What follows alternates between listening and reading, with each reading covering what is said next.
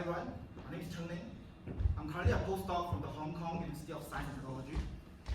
Today I'm going to share with you about methods that we developed to analyze the dynamics properties of trees with fractal sympodial branching architecture. The method is called group tree modeling. Before I start, let's take a look at the outline of my presentation. First of all, I will give you some background introductions about why we need to study these topics. And then I will introduce the tree we want to investigate, the so-called sympodial tree. And after that, I will present the proposed method and illustrate how we can use these methods to analyze the modal properties of the trees. Last but not least, I will give you a summary at the end of the presentation. Alright, the whole research idea is actually trying to understand why would certain slender trees will be able to survive from regular, strong wind events. If you look at the trees outside, if you measure their height to diameter ratios, sometimes we call it slenderness ratio, you may find that these ratios are very high. Some of them could be even up to 100. So from a structural engineering viewpoint, such a slender trees should be prone to overturning. But surprisingly, they survive from repetitive strong wind events. So the problem is, why? And what are the vibration mitigation mechanisms hidden behind? In this study, we particularly focus on the effects of branching architectures. If you look at the figures, you may find that trees have different types of architectures. Some of them are coniferous, or some of them are broad-leafed. If you look at it more carefully, you may find that these branching architectures are actually fractals. It means that they are self-similar, they repeat and resemble themselves at different scales. So the problem is, why would trees grow with fractal branching architectures? And then what are the mechanical roles of such architectures on trees that we use? And more importantly, how can we analyze such a complex structures from a theoretical perspective? In this study, we aim to analyze the modal properties of broad-leafed trees. Here are 4 examples. Of course, the real trees are pretty random and complex. We idealize the real broad-leafed trees as sympodial trees with such a configuration. There are 3 important parameters that govern the geometry of sympodial tree. The first one is tree order, and not basically it is the highest branch order presented in the tree. In this study, we define the trunk as the 0th order branch, and the branches that grow on the trunk are called first order branches. The second important parameter is called branching number, NB. Basically, it is the number of total branches that each mother branch has. For this particular case, each branch has 2 total branches, so NB is equal to 2. The third important parameter is called tapering exponent, alpha, which I will explain later. In this study, in order to analyze the modal property analytically, we made a lot of assumptions. Okay? For instance, we assume that the branches are cylindrical, they are lump mass, there's constant Young's modulus and density. We also impose 2 additional assumptions on the geometry of the branches. For instance, we assume that the area of the branches satisfy Leonardo da Vinci rules, means that the areas are conserved before and after branching. Or equivalently, the area of a mother branch is equal to the total area of its total branches. The second additional assumption that we impose is that we assume that the length of a branch scale with its diameter with an exponent alpha. This alpha is actually the 3rd important parameter that governs the bulkiness of the branches. Higher value of alpha will result in shorter and lighter branches. With this assumption and formation, we can construct the stiffness and mass matrices of the trees and analyze their modal properties.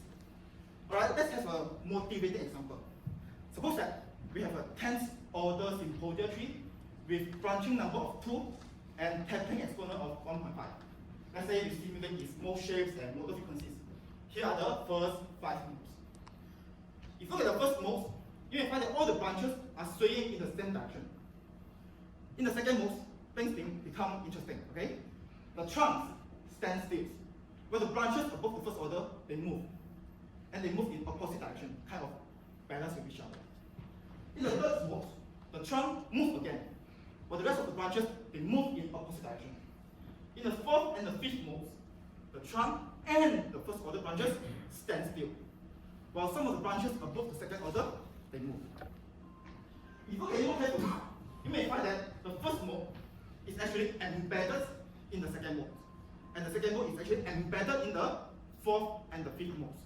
We call these properties self-similar mode shapes. If you look at the corresponding mode frequencies, you may find that there is a scaling factor between them. For this particular case, the scaling factor is 2. For instance, the second modal frequency, omega 2, is 2 times of omega 1. So the problem is, why would trees have such a peculiar characteristics? And then what are the benefits? Okay? In order to explain this phenomena and observation, okay, we propose the so-called group tree modeling. Alright, before I talk about the formal mathematical derivation, let's talk about the inspiration. How do I come up with this idea? Alright, let's say we want to evaluate this infinite continuous fraction. Okay, 1 plus 1 over 1 plus 1 over, and then dot dot dot. It involves of 3 steps. First, we group this number and let this number as x.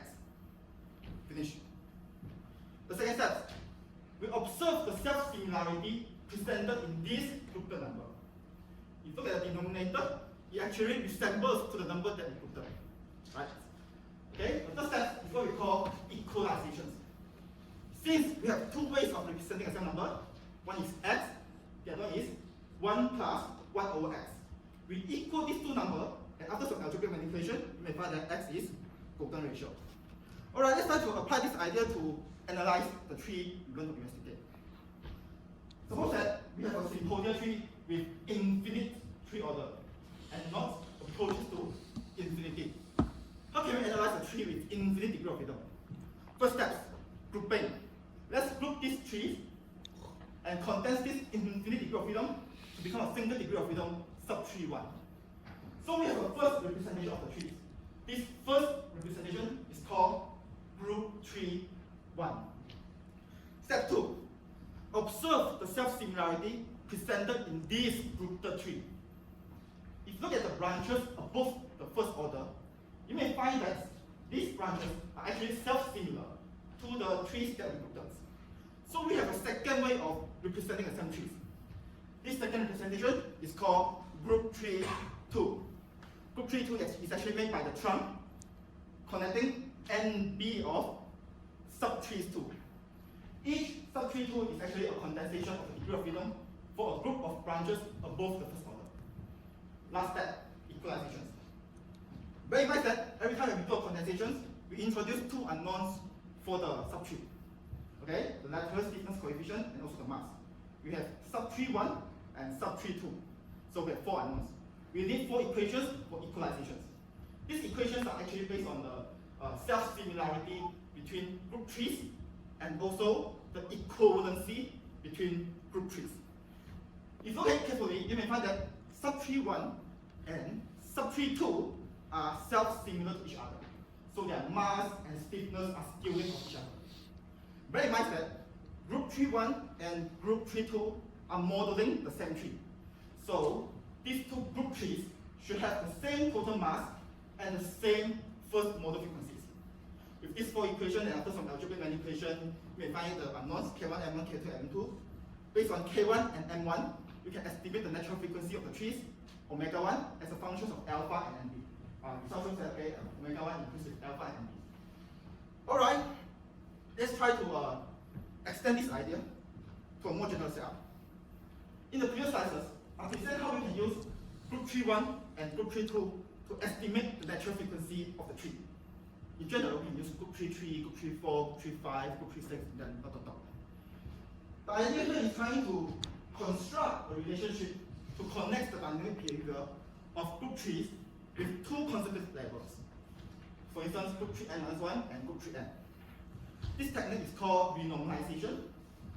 The idea here is consider group tree n, this one, as having a trunk connecting NB of size reduced group trees n-1. With such an idea, we can construct the stiffness and mass matrices of group tree n, Kn and Mn, recursively using those of group tree n-1. For instance, the stiffness matrix of group tree n, Kn, okay, is a function of Kn-1. With this recursive recalibration, we can construct stiffness matrix and mass matrices.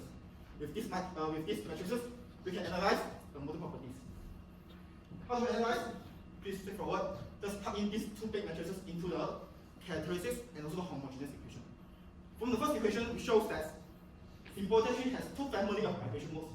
The first one is emerging modes, and the second one is self-stimulating modes. Under the emerging modes, the trunk will move in the mode shapes, and the modal frequencies will satisfy the roots of P equal to 0. Under the self-stimulating modes, okay, the modal frequencies will satisfy this determinant. In this study, you are going to focus on this, which shows that under self-stimulating modes, okay, the modal frequencies of group 3n is linearly proportional to that of group 3n-1 with a scaling factor. It means what? It means that group 3n actually inherits all the vibration modes from its ancestor. Okay? I hope you still remember from the more detailed example that we have a scaling factor of 2. This is the general formula. If you look at mode shapes, it's even more interesting. If you put math correctly, you may find that the first entry of the mode shapes, which represents the lateral vibration of the trunk, is strictly 0. Meaning that the trunk will stand still in the self-similar mode shapes. Or equivalently, the self-similarity prevents the trunk and some lower earth branches from vibrations. Alright, in summary, in this study we analyzed sympodial tree with such a configuration. We proposed a so-called group tree modeling to analyze its modal frequency and mode shapes, which shows that sympodial tree has two families of vibration modes, emerging modes and also self-stimulating modes. Under self-stimulating modes, the trunk and also some lower earth branches are prevented from vibrations, which means that the fractal branching architectures of sympodial tree is beneficial to prevent itself from collapse. Thank you.